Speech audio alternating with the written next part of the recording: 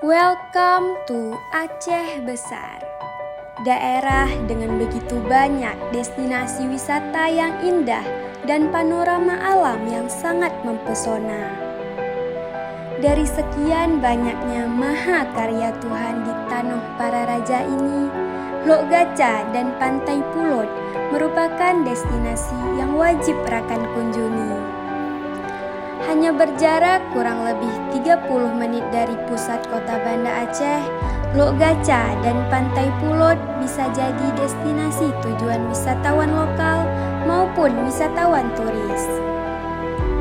Dengan aliran sungai jernih, asri dan indah, membuat Lok Gaca bak lukisan nyata dari Sang Pencipta. Dan juga hamparan pantai yang tak kalah luar biasa bisa kita rasakan ketika mengunjungi Pantai Pulot.